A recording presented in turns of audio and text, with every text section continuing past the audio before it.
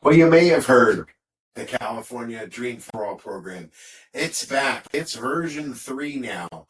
So I thought I'd just take a few minutes to explain how it works. Now, to start off with, it is a first-time buyer program, so it does have a requirement that you must be a first-time buyer, but it doesn't stop there, right? Let's go ahead and explain what the benefit is to those first-time buyers. They'll give you 20% down payment to a maximum of $150,000. So if you wanted to max it out, that would be a $750,000 purchase price, 20% down. But what if you don't qualify for $750,000? That's okay. You can go ahead with lower loan amounts, and they still are only going to give you up to 20% equity. Well, what if you don't have the money for the closing costs? A lot of people ask. Well, that's okay. You can use the same 20% of the purchase price, use majority of it for the down payment, and then use the rest for the closing costs. Or you can ask the seller to credit you for the closing costs. So what other requirements does this program have? Well, there's some income restrictions in regards to how much money you make, but they're very, very generous, in my opinion. The lowest out of all of the counties in California is just under $150,000 a year at $148,000. But in many markets, it's higher than that, 165, 200. Heck, in Santa Clara County, it's up over 300,000. So the income matches where you would be buying, right? Obviously, more expensive areas, you need to make more money. Less expensive areas, don't need to make as much, still be able to qualify. So what else is this program about?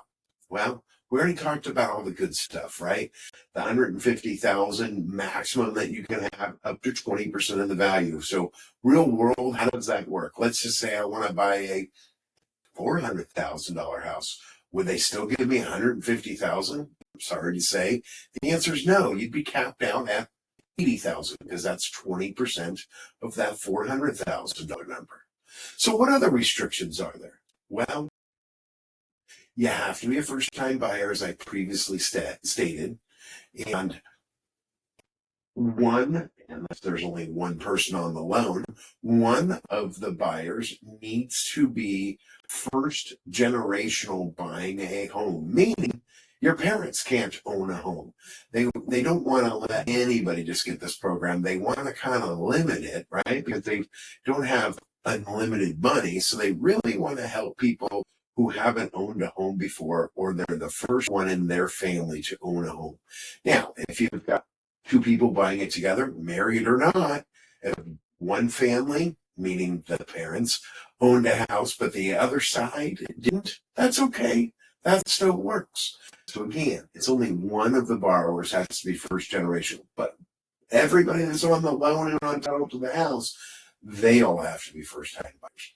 So we got income restrictions. Now, what about credit? Yes, credit score does go into play, but you don't need to have some incredibly high number, but you do need to be in the 600s, right? Now, they do this with a conventional loan. So if you utilize some of the funds for closing costs, therefore you're putting less than 20% down, then you would have mortgage insurance. If you're able to cover the closing costs with either the help of the seller, or if you have your own funds to cover the closing costs, hey, that's the best way to set this thing up, because then you can avoid the mortgage insurance altogether. Now, your credit score will decide what's going to happen in regards to how much that mortgage insurance costs. So there are a couple of factors that go into play. Your qualifications would be that your, what we call debt to income ratio. So your income divided by the payments on the house is your housing debt to income ratio. So they do one of those, and then they add in everything else that shows up on your credit report. So that would be things like car payments, credit card minimum payments, student loans, things like that. Items that show up on your credit report goes into your qualifying as well. So what's the maximum one? Well, credit score does play into that, and the lower that debt to income ratio, the more affordable the mortgage insurance is. So it is possible to have it to be 50% of your income. Now, when we talk about your income, We're talking about where your income is before taxes. So it's not your net take-home pay. It's what you get paid before taxes are taken out. And that's what we use to qualify. That's also the number they use for those income restrictions. So more about this program. So if they loan you up to $150,000, and you notice I did use the word loan, to make payments on it? No. But do I have to pay money back? Yes, you do. And do they charge me interest on it? No, they don't. But basically, they want to be your partner. So this is offered through the state of California. And what they do is that they are going to be your partner in this. So they're going to give you up to 20% of the equity in the home, excuse me, not equity, but purchase price of the home.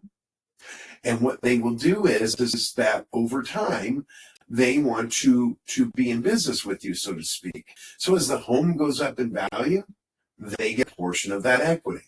Now let's think real big. Let's say the house goes up $100,000, which would be a lot, but maybe you have it for a long time before you pay this off. You go, well, how am I going to pay this off?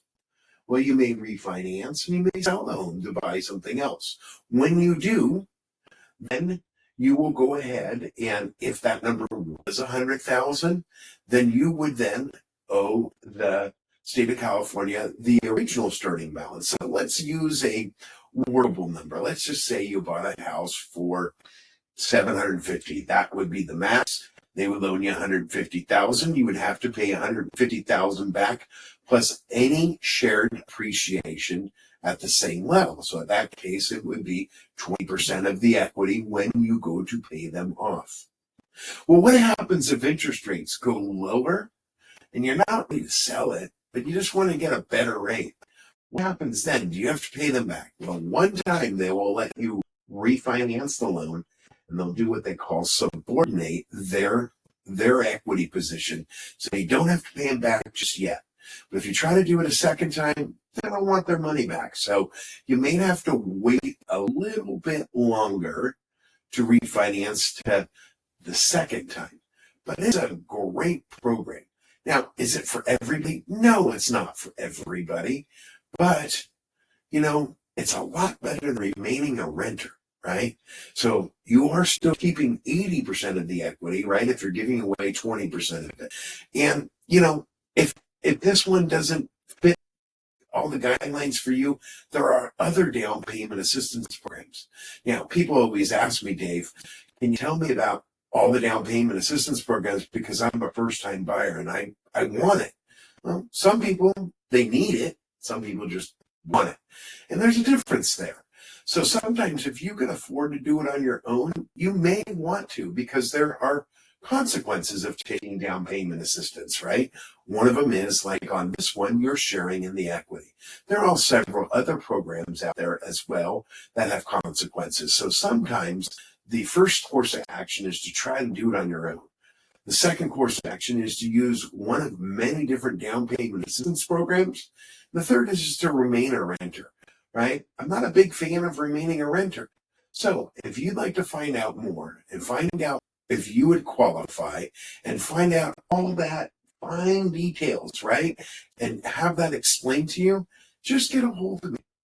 Free conversation. Let you know how all this works. See what you qualify for. So if you did want to do the Dream for All, they are starting to take applications on February 24th. And it's a short window because you can only apply between February 24th and March 16th. But before you can apply, you must be approved by an approved lender. Of course, I'm one of the approved lenders, but there's several out there.